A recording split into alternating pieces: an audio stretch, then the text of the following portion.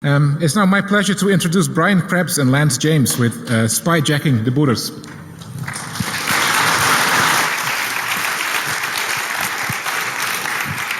All right, hey, everyone, thanks for coming.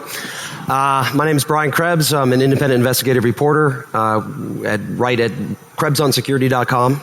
I think this is my fifth or sixth black hat, I can't remember at this point, as a journalist. And I'm kind of used to being where you guys are in the audience and heckling the speakers, so it's kind of surreal to be up here. But hopefully you'll be kind to me, and I guess karmically it's okay if you're not, that's fine.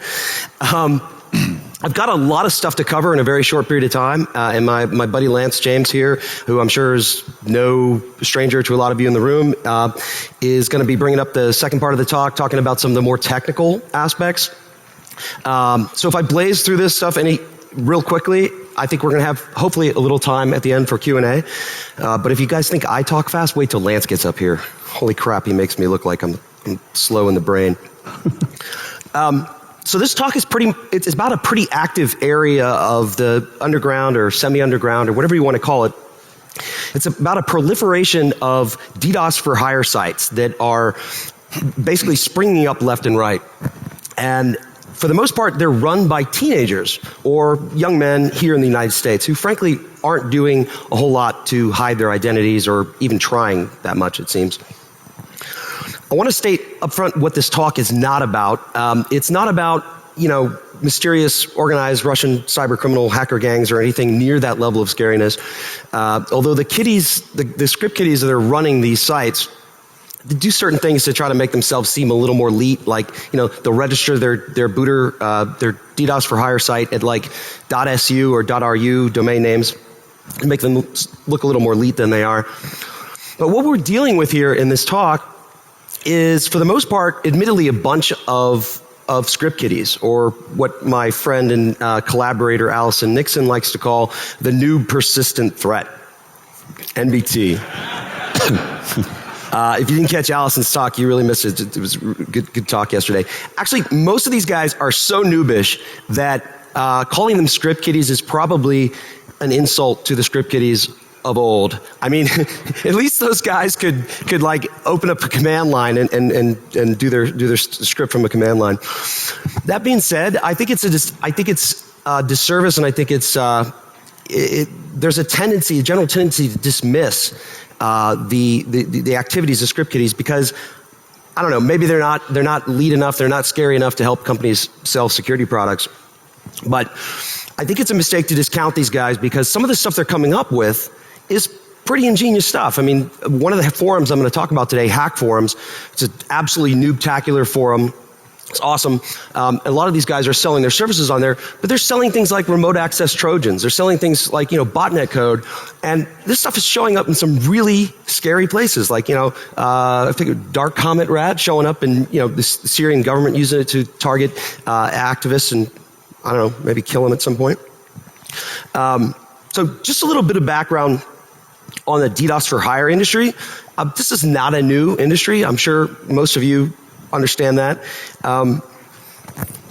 Just about everyone you ask who monitors DDoS attacks these days are noticing they're not only becoming more prevalent and more damaging, but a lot more powerful.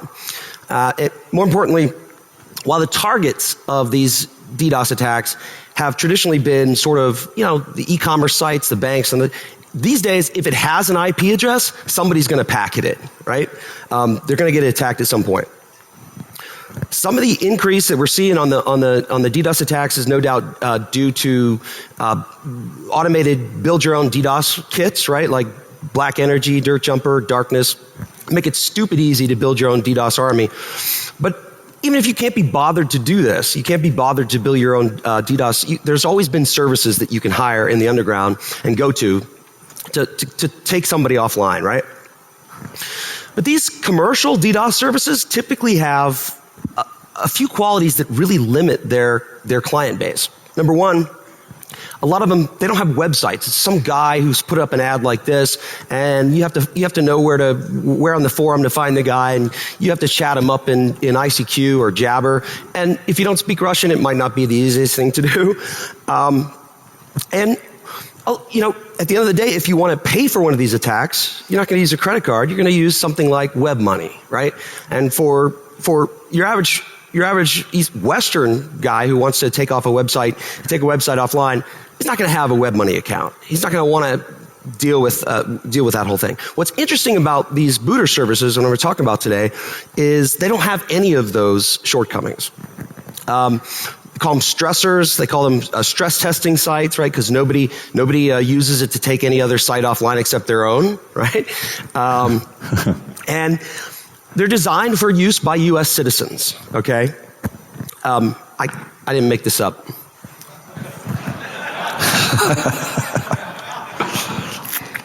These booter services, they cost pennies per attack. So some of the other DDoS for hire sites, they can cost $5 to $50 a day. And that may sound like not a lot of money, but for the guys who really want to pay for this stuff, it tends to be. And the best part of this, you can go to these sites and create an account, and once you've funded it, you just put in the IP address or the host name of the site you want to attack, and you're off to the races. And the best part is, there's no need to deal with web money and all these other virtual currencies and Bitcoin and crap like that. You can pay for it with PayPal. That means you can just launch DDoS attacks with your credit card. So, good times. So how did I get interested in the new persistent threat, these DDoS services? Well, it started with a story that I wrote last fall about one booter server called AbsoBoot. And AbsoBoot, like all of these booter services, is advertised and chiefly marketed in a noobtacular forum called Hack Forums. And the story that I wrote about AbsoBoot noted that the guy who was running it, he was also running a similar service called TW Booter. It was created by a guy on Hack Forums named Orgy, a very big time seller there. And the story noted that Orgy hadn't been super careful with safeguarding the privacy of his information. He really hadn't even tried that hard to obfuscate who he was. And it noted that it was run by a 23-year-old kid from North Carolina named Robert Davidson. And this kid, he'd been busted a few times for different things, as you can see here. I think the latest one was robbing a local policeman's house of his firearms. Again, we're noobtacular, okay? Enough said. But anytime you write about these guys on Hack Forums, they get their dander up, they get a little pissed off, because they're very proud of the forum. They've got a lot tied up into it, a lot invested in it. And they start, lashing out at you a little bit. And so that's what happened. Right after I wrote about this, I started getting some anonymous threats. People sending me emails going, hey, Krebs, you gotta watch your back. Somebody's gonna swat your ass. So if you guys don't know, anybody doesn't know what a swatting is, it's when somebody calls in to your local police and pretends to be you and says there's a hostage situation going on in your house and, send police right away. And usually, if you don't answer the door, they kick in your door and all kinds of bad things can ensue after that. Well, I really didn't want this to happen to me, so I reached out to my local police and I said, can you please send an officer out here? I want to file a police report. And the guy came out, he was really nice. He'd never heard of swatting before. But I said, look, if you get a call that somebody's like pretending to be me in a hostage situation in my house, here's my cell phone. Just freaking call me, okay? Don't kick in my door. They don't reimburse you for that, by the way. They don't. So I didn't get swatted, at least not then. But fast forward to March of this year, and I wrote a story about a service in the underground that was being used to pull credit reports on celebrities and public figures. And the guy, so let me actually fast forward. The guy that did this is the site, is called exposed.su. And basically, he started posting the name, address, social security number, mother's maiden name, previous addresses, all this stuff, like basically anything you'd find in a credit report, started posting it on the site. So he did it for like Paris Hilton, Arnold Schwarzenegger, Kanye West, a whole bunch of other guys.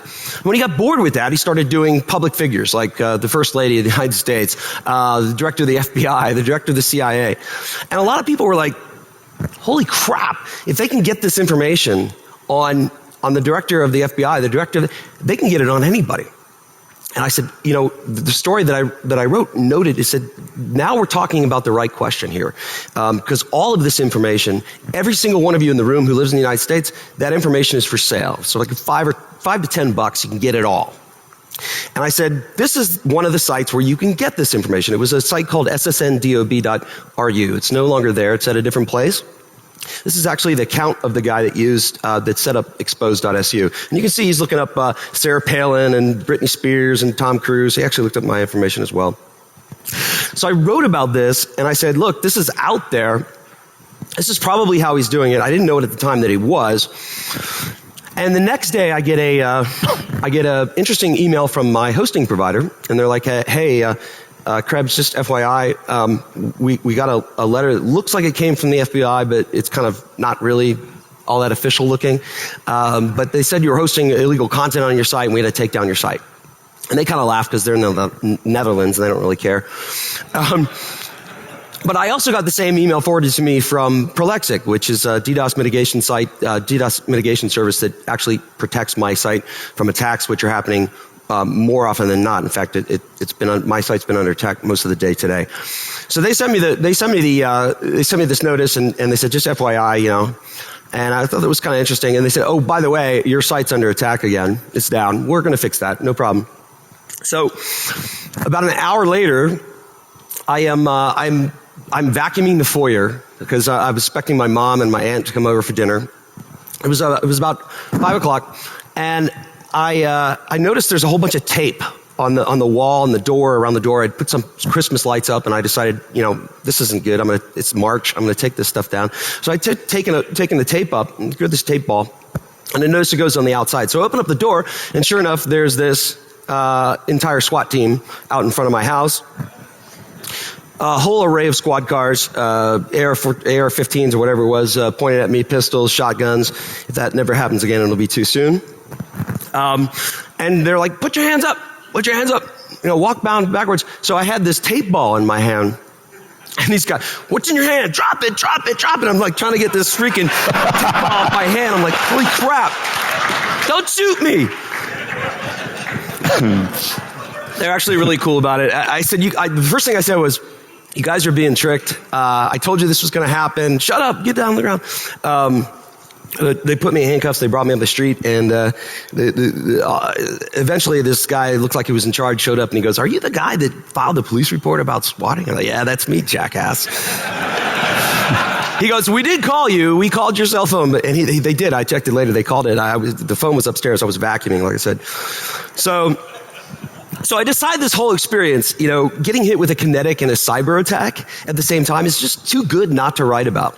I mean, like, come on, if this happens to you, you're going to write about it. So I started asking around about the DDoS, what might have been responsible for the DDoS.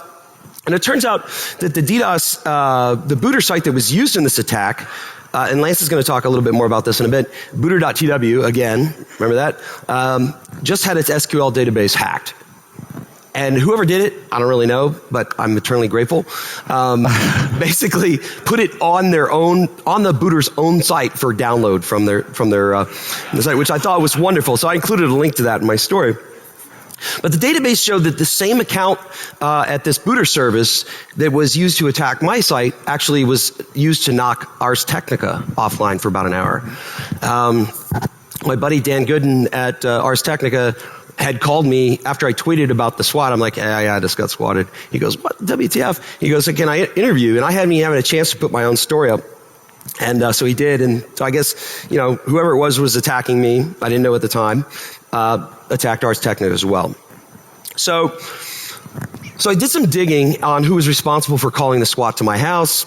And that led to a 20-year-old kid in Milford, Connecticut, who used the nickname Phobia. This kid denied doing my SWAT, but strangely enough, he admitted to being the guy that hijacked the iCloud account of Matt Honan at Wired.com. I'll come back to that in a few minutes at the end of my talk. But if you haven't read this story, it's epic. I just couldn't believe this guy's like owning up to. I know his name. His dad gets on the phone. He goes, "Hey, my son didn't say he hacked Matt Honan's account. He said he knew Matt Honan." That was it. No, it wasn't. But that was kind of surreal. So Anyway, after spotlighting what was going on with booter.tw, I started taking a harder look at the booters that were popular on hack forums.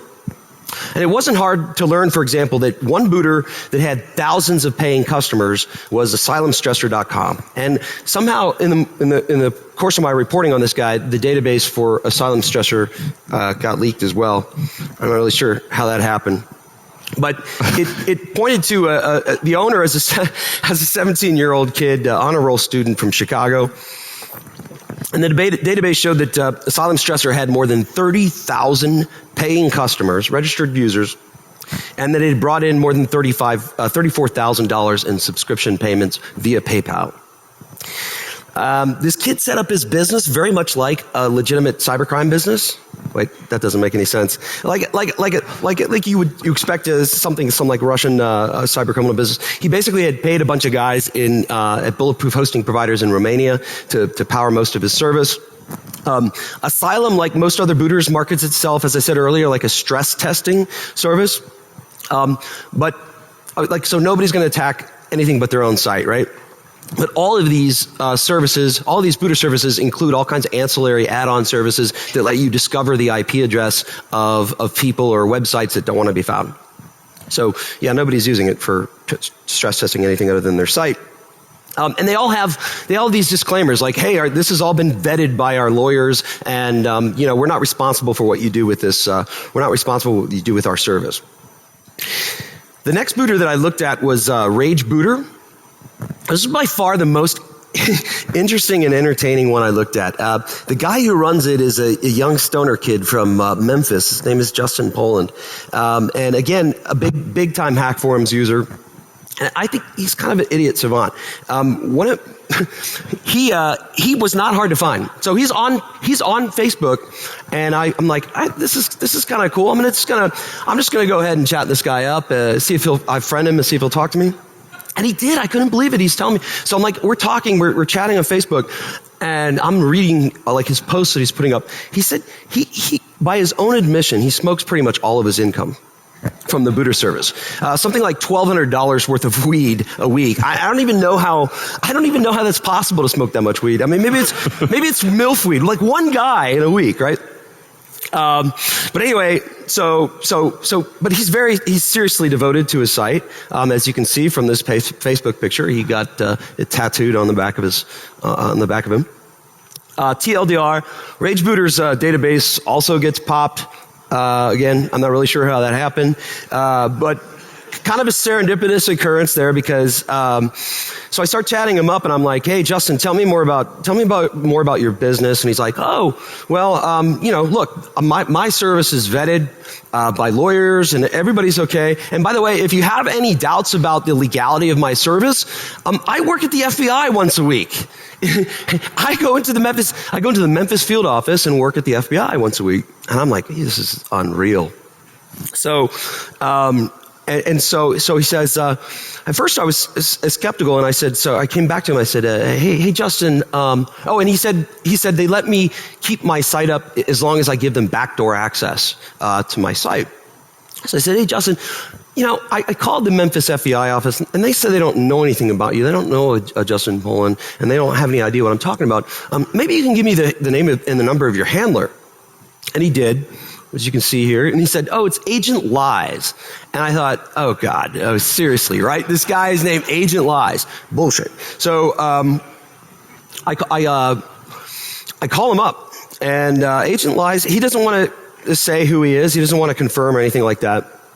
But he basically sends me to he says that you need to talk to the guy in charge of the media relations at the Memphis field office. It's this guy, here's his number, and then he hangs up.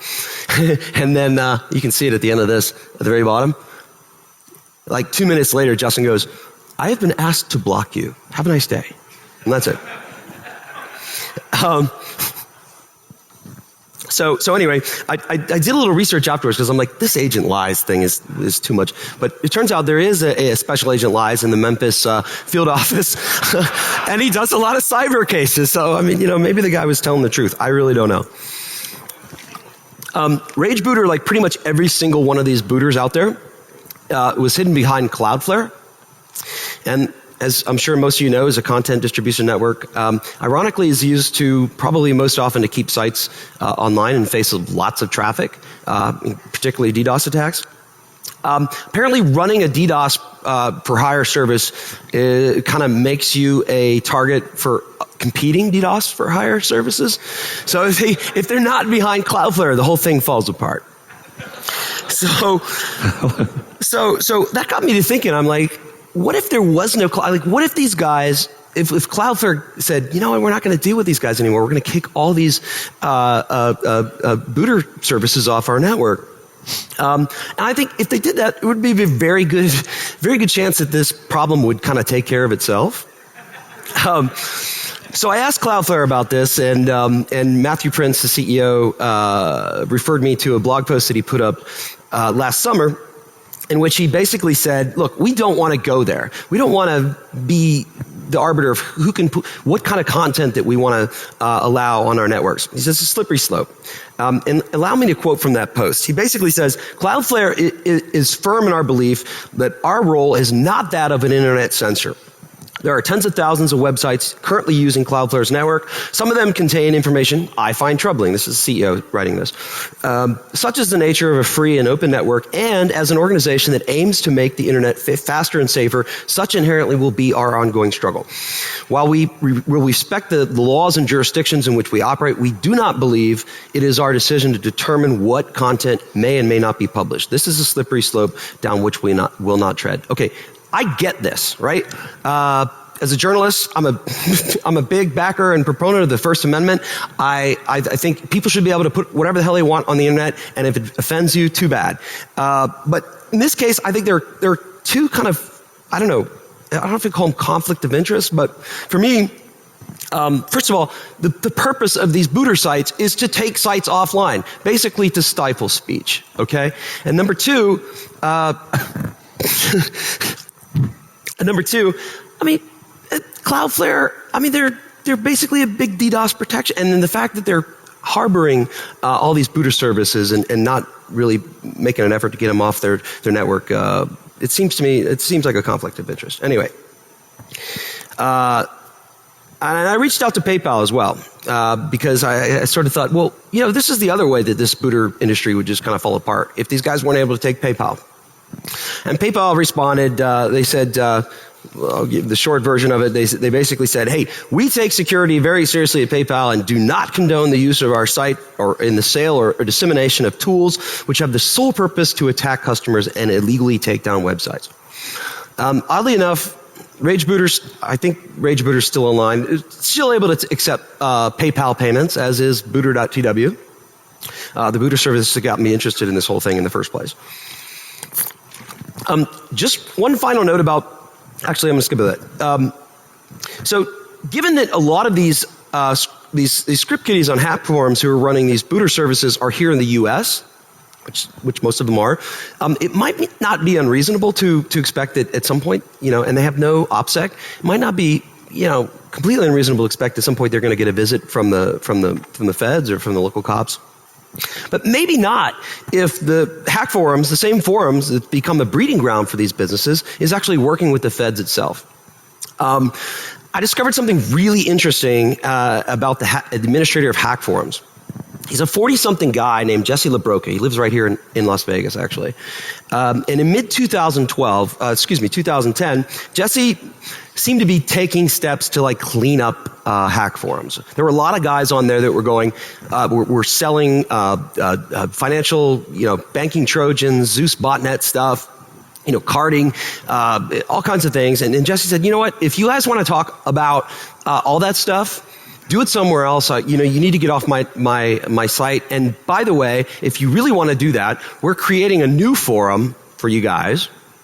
You know, if you want to get on, just message me for an invite code, and you'll be good to go.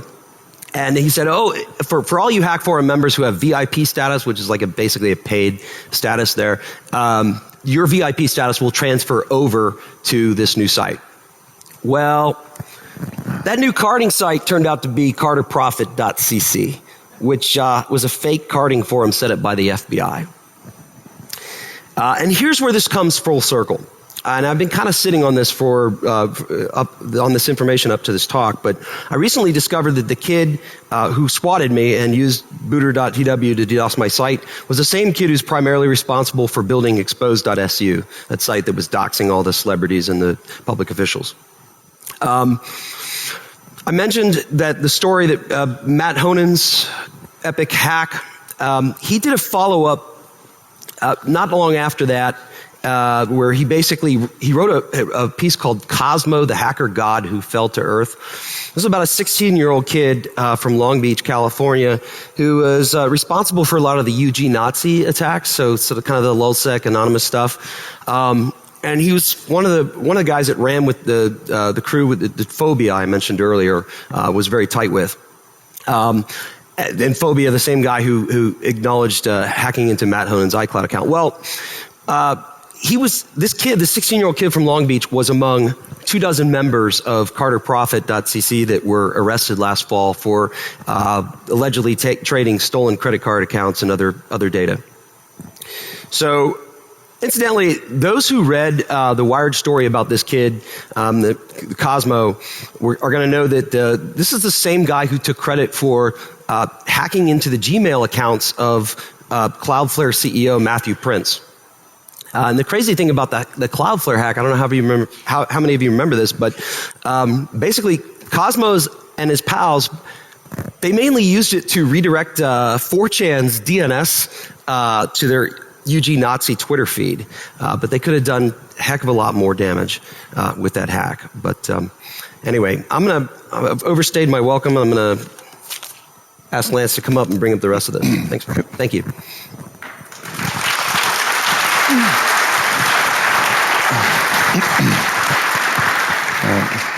Hit the two button. We get technology up here. It's kind of cool. How is everybody so far? What? All right, so it's my turn. So I'm Lance James. Some of you know me. I now work at Deloitte. Don't ask, it's cool.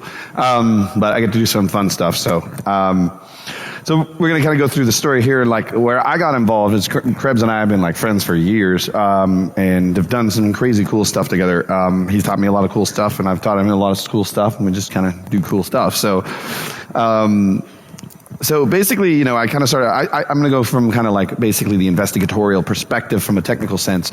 I did this over pretty much, I think, my lunch break in some ways, a lot of the work. And I was actually, it got to the point he was like, dude, go to bed. Because I was actually mixing up names and stuff.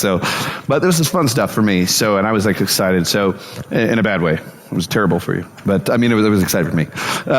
So basically I started looking at things. I tend to like look at things from the psychological profile perspective first, and then we get into the computer stuff. I don't just want to go at things. So I basically looked at motive and what's going on. So we obviously know he was a target of attack. He provided probable links when I talked to him related to SSN DOB. We saw in the fake FBI letter. There was like motive is starting to get it linked together. He had some information that the TW booter stuff service was being used in this attack.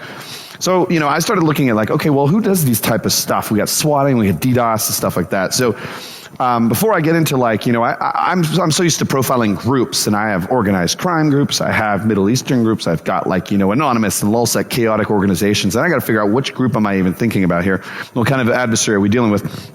So I broke this down from like basically a simple like, behavioral profile. So we obviously have the intent was obvious, disrupt Brian all day, make him have a shitty day. Basically, they were using, swatting and DDoS. It's usually a fear tactics, overly hostile. The guy's sending a clear message, so tell me what you really feel about Brian. Basically clever, tactical, capable. But, we saw like in the behavior, it's short-sighted. I mean, we forget that Brian's friends with a good amount of information security professionals, and we like them, And so like one of the things I did on the back end was get coordination, worked with some people, and, some people of our back end ninjas, Daniel over here and Allison and all this stuff. We all had like coordination. People were ready to go, he's a big voice for us. So we saw that this kid's short-sighted. It's like, what are you thinking? You're going to get exposed. Like, this is what we would do, So I looked at that, and I basically also looked at the history of the arrest records of, swatting and DDoS, and you'd see they're from 12 to 20 years old. So I know what kind of adversary I'm dealing with. This was basically a risk assessment that I had to look at, working at the company I look at, and say, well, can I, bother with this, right? Typical kid hacker, antisocial behavior type mentality.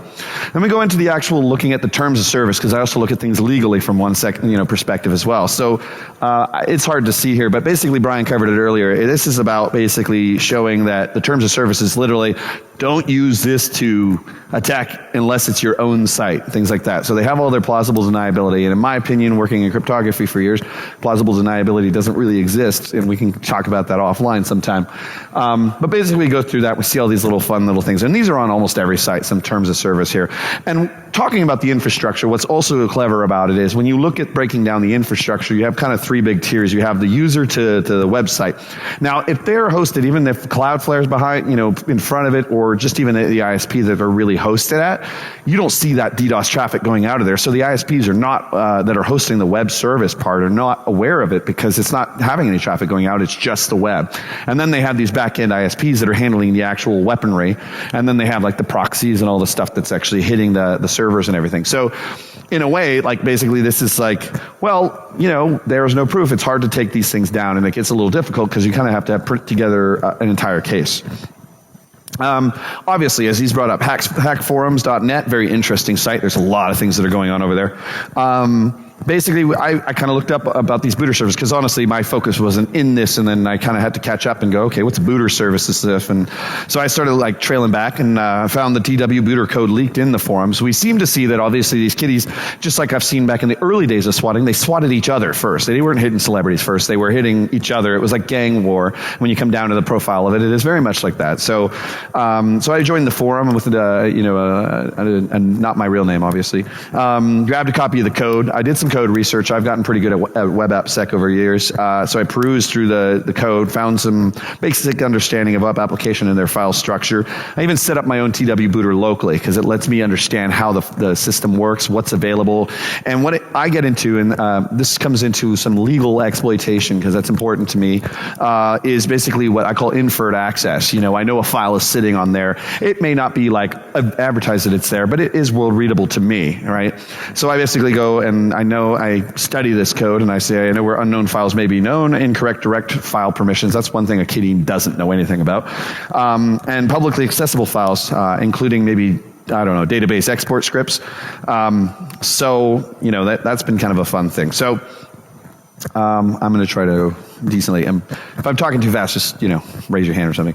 But then we go into basically as Brian said, there was these SQL files keep getting hacked and then being launched everywhere. So I sat there and I look at it from extracting. I basically it was a publicly accessible file when I found it, so I basically grabbed it. I saw that it was sitting, as he said, on the backup directory basically of the booter site. So basically, I quickly did something so that we can confirm we're in the right track. So search for Krebs on security inside the booter file. Of course, we've got a hit here, so that's good for us. So now we have Krebs on security. Now, the dates are in Unix format, or, basically, so this was something that, where we got to get all technical. So I wrote some quick conversion code and stuff, and basically, we start looking at our first date of the DDoS attack based on the story that occurred, and we see it's Thursday, March 14th, 1:13 EDT. I basically worked with Brian to also work with Prolexic and share the web logs, and we all kind of started looking and doing some web log correlation, and that was matching the time for the attacks that were occurring and when they picked it up. Obviously confirmed with homeboy over here, basically, and so, more the merrier confirmation, obviously. Then basically I started looking at the SQL database itself and looked at the user IDs and stuff. They got a table here you can kind of get to learn how this stuff is. So I'm looking at the users. And then basically we get a user ID 126 is, basically it's very hard to see here, but it was the countonme@gmail.com that Brian wrote about. And we started tracking that and then going from there. So Brian then tells me about, we see this article on Ars Technica, the next day, and it's okay, cool. There's this article about this whole thing, made big news. And then Brian's like, oh shoot, they're DDoSing the site. And, everybody, I don't really have to go through how Dan Good and everybody knows and everything like that. So basically, we suspected the same motive, attack all things Brian Krebs. This also very much goes back into the psych profile of it's likely a kid, because that was, again, a very impulsive behavior. So one problem is my booter SQL file does not have historical logs. So we, basically make an effort to change that. You guys, what's that over there?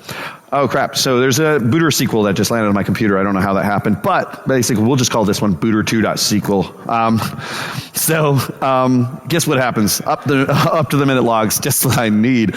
So, we got to fear the foo, pity the foo. So basically, so we looked at basically I have these logs somehow, these targeted analysis, and I look at Ars Technica, what's their IP address? So I guess what, searching, wait for it, and we have Ars Technica. And we basically have to do a couple of things. Gate conversion. Guess what, guys? Friday, March 15th, 11:54 EDT. Pretty much confirmed with Krebs and that it was going on live. Epic fail for the bad guy or win for us, obviously. So moving on. Basically, I started looking at database analysis after this, so this kind of post-mortem a little bit. We wanted to kind of get more understanding. So to get a bird's eye view, diverse activity and stuff, we want to basically be able to look at how many people on this thing, what areas there are. Now, this doesn't rule out the fact that a lot of them can be proxies, things like that, but it just gives us an idea of diversity and the involvement of the service. We also have general goodies that are actually important. Inside it, you have server IP addresses, you have CPU that's being used, attack capabilities, and we have the passwords.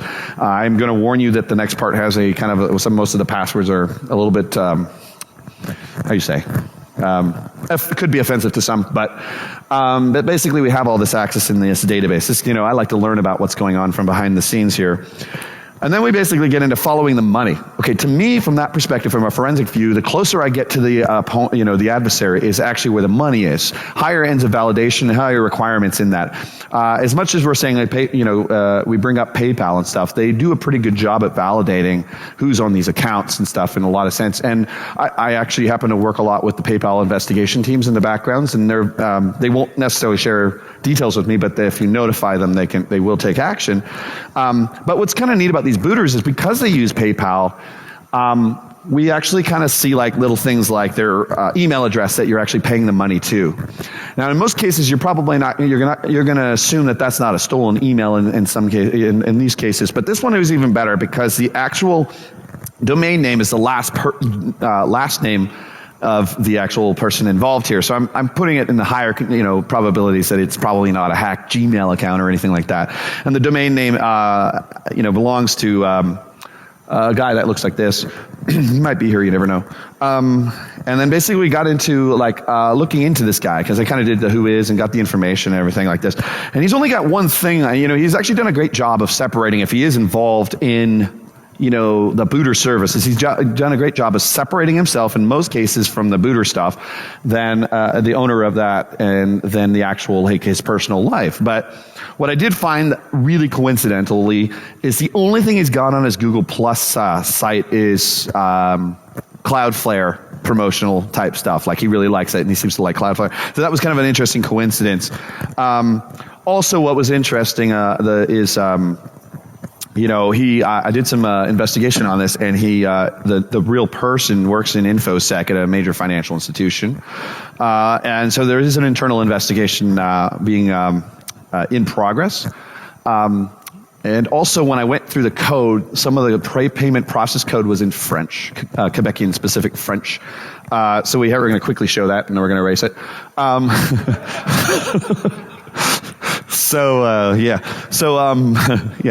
basically, I started looking at this stuff. What's cool, and I would love if this talk was longer because this couldn't go into some of the non-kids that I've been tracking through these logs, and there's a ton of people involved in this stuff, like the users. But some of the big ones that, been on the news and stuff, targets were like whitehouse.gov, CIA.gov, barackobama.gov, DDoSes, the FBI.gov, I'm sure the NSA, I'm pretty sure I saw a couple of the NSA IPs in there. I saw a lot of big financial financial institutions in there. I saw this guy named Krebs on security at something. It's a big site, something like that, I remember. But, so basically, there's a lot of stuff. There was actually 631 distinct targets in there. Some of them personal, obviously. You can kind of start, but you get to really map their activity, and you can so I've been working on putting together kind of like a timeline of this, offline. I'd love to discuss sometime. So I also wanted to get into the actual DDoS TTPs. Now, there was some leaked source code on hack forums as well. That basically, my discovery of this, actually, when I started looking at, Brian was giving me he's showing me, dude, there's tons of booter services out there. I don't know if he said dude, but I heard it dude. But basically, he's there's tons of booter services out there. And so I started looking at Asylum and a few others. And aside the fact that they all have funny little vulnerabilities that are laying around, and I'm not surprised that they're getting hacked, they also use the same back-end code for this, for the weaponization. So the C code is all about the DDoS exploits themselves, and I can guarantee you probably the kiddies didn't write this stuff. It's probably been around for a while. But what's great for that for us is when you think about it from a holistic perspective, you can sit there and write remediation stuff, capabilities off the analysis, and cover the entire gamut based on the tool. So basically, we did some analysis. And here are the basically 8 types of DDoS. You saw a little bit of that in the drop down. You'd see the, Rudy or 7-layer get this and that. So we have the AMP, which is a UDP amplification attack using charging. So basically port 19. We have ARME.C, which is an Apache remote memory exhaustion. A lot of people probably, if they've had to deal with that, it's been around a while, but there's that's a pretty popular one. We also have what's called eSyn.c, which is just a standard SYN flutter. We have lag.c, which is basically the same as AMP, but with slight timing differences. I don't know why they didn't just make a separate function, but that's cool. We have scloud.c, which is a Skype DDoS-based AMP. So what it's based on is AMP. So it's the same code as AMP. All it is it now has a Skype IP resolver using speedresolve.com. They have a slow LRS attack, which our snake pretty much invented, so you're famous. Basically, and now that was basically one of the popular attacks as well. And then we have the Rudy, which is basically, are you dead yet? It's a long form field submission type of attack. And then we have GHP.C, which is get head post flutter, which you saw a few of those in there when Brian was showing his stuff. So I was looking at some of this stuff and this analysis, and I have a few other people to thank on this at the end of this, but basically we were going through the code, and we basically categorize it. So the AMP, lag, and the scloud, you can basically use standard UDP volumetric countermeasures to take care of. So if you have a Prolexic or Radware or anything like that, or even standard firewalls, you can handle that most cases. The ARME, the Apache killer snort signature will work for that, but you can also do some regexes on range in the bytes. I kept them up here. Hopefully you can see them. If not, glad to give you guys them offline or whatever. That has a pretty much very much pattern. The eSyn one is also, we've done SYN flooding forever, so that's standard countermeasures as well for SYN. The slow LRS, basically, there's some regex rules on this specific one where it's X dash, and then there's 7 random lowercase letters, and then colon space 1. So basically, I show the regex below that, so you can pretty much have that set up. The Rudy, basically on this tool, it's a regex on the default settings, which these kids aren't changing. There's this thing sitting on, these European ISPs just ready to go. It's pretty much this whole thing, these booter kits, you can just pretty much unzip, install, go, right? So basically the username equals zzz ... is pretty much there, or you can find a few other things if it gets changed. The get head post one, basically the rule would be to use HTTP authentication, or basically look for the missing except star headers. So I include a regex there for something like that if you have filter rules.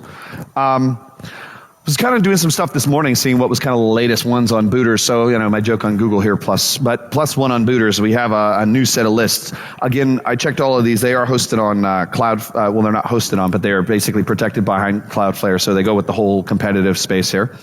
So we have the DDoS stressors, distress stressor, onion stressor, quantum stressor. So his Star Wars list could keep going, I think, right from the beginning.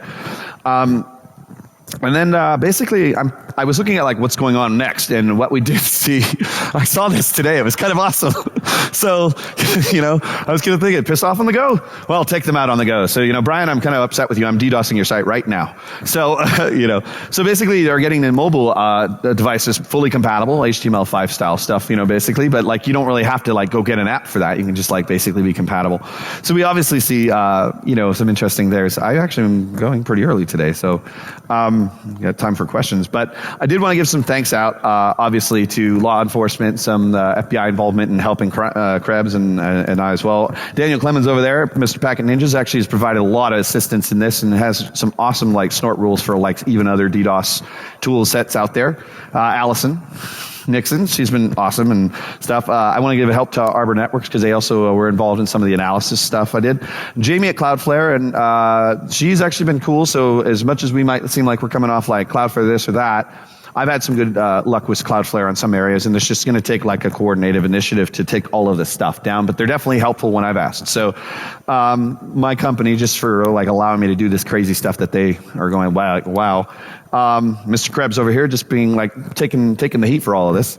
And you guys out there, and Prolexic as well, and Black Hat, and anybody I missed. So any questions, I guess?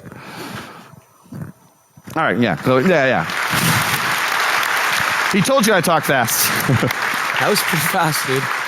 Yeah, it was too fast, huh? Any questions, guys? So, Anyone? anyone? Bueller? Was that too fast? Just not. Just run. Oh. Just yell. Yeah. Hey, Matthew. Matthew Prince, the CEO of Cloudflare. So I actually have a really legitimate question, which is...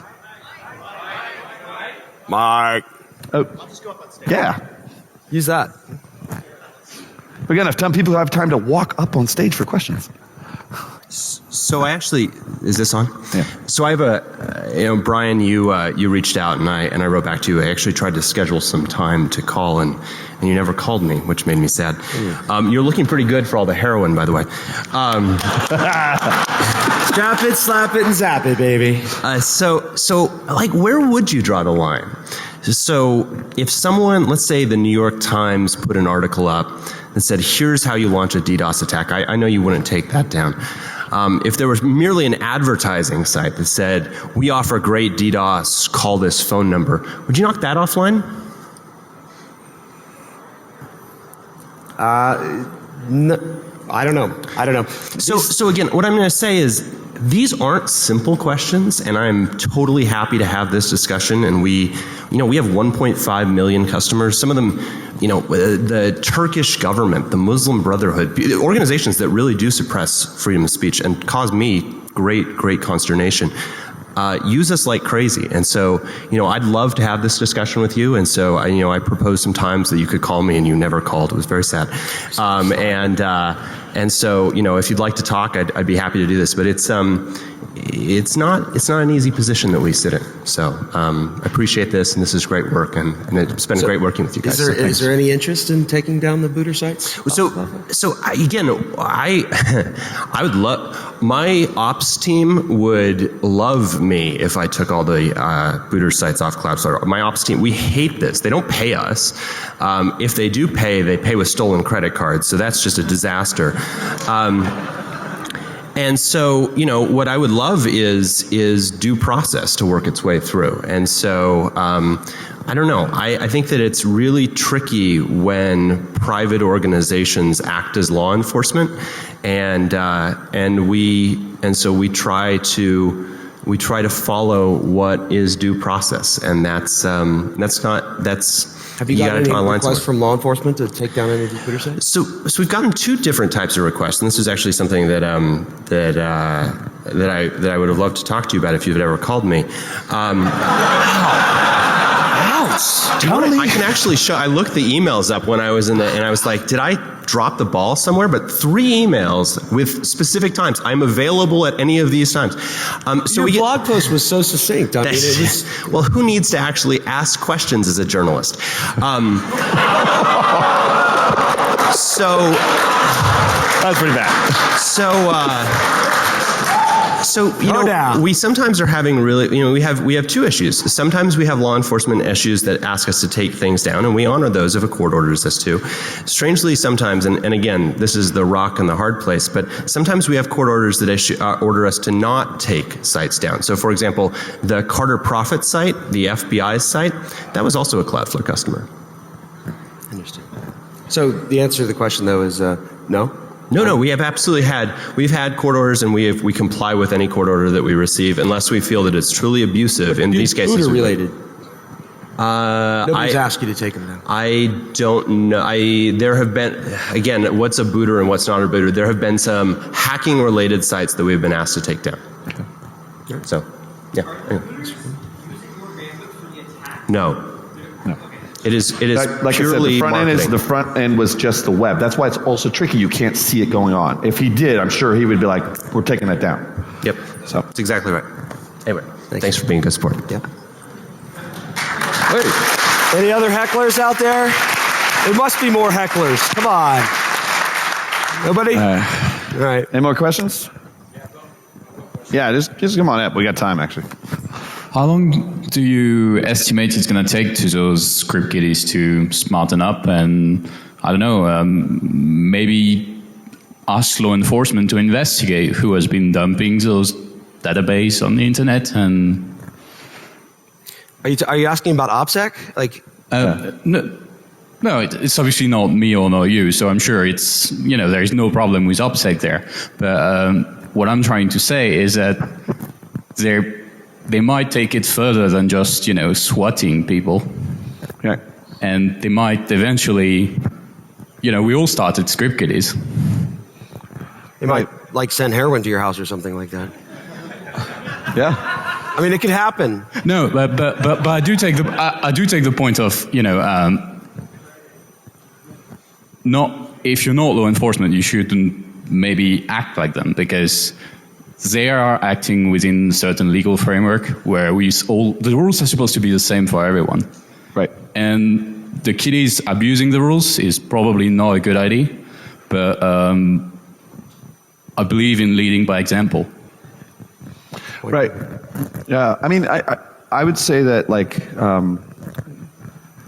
okay, so it's funny because it's this dichotomy. You see, you have really bad OPSEC where they hide behind the legal, right? So you are getting this kind of trade-off. Yes, you know who I am, but what are you going to do about it? Which is kind of a teenage mentality in some senses, right? So I was kind of getting some of your question, but I'm not sure if you're saying they're going to get worse or better at some things they do and take it farther out and they can still protect themselves. But I think here's the problem. And I was discussing this with a law enforcement guy that was kind of he was pretty innovative, and I was like, look, we could actually make a simple anti-swatting thing, a website that basically he can sign up to and says this happens, and if you look at swatting, TTY terminals are what's being used. There's no voice on the phone. The only voice you have is an operator on the other end. And you can sit there and say, I don't want to be swatted. I'm going to put my name on this. I'm likely a target. And then you can start building a cognitive awareness to the 911 saying, hey, send a SWAT, or here's an authentication method of calling back until this, or taking reserve, right? And the problem is what came up is, well, now you're asking a 911 dispatch thing to slow down something. Now, the only time we're going to actually really stop this problem or start solving this problem is when someone gets shot, right? And that's what's going to happen, right? So your question is, when I looked at this, I'm like, this is borderline terrorism, right? It may look like a bullying thing to those kids because all they see is their computers and this tool, and it sounds cool. His life, it could have been worse. It could have been less. I mean, as long as you're not injecting the heroin, I think we're gonna be okay, though. Right. But so yes, I expect that we have to find this balance, and we us, both law enforcement, community, the InfoSec community, journalists, everything. We're all trying to come together. That's why these things exist, so that we can sit there and have discussions with Matthew over here and maybe figure out how do we find this balance that we still protect people, especially as you're seeing more kinetic incidents happening with cyber, which is, going to be problematic. I think as we go along, that's the idea, is that we're trying to preemptively do this. And that's why these arguments come up. It's are we going to do something about it? So, does that help at all? Okay, cool. Any other questions? I see something. Oh, there we got one. Or there we go. So where do you kind of draw the line with enforcing what you think is the right response, and where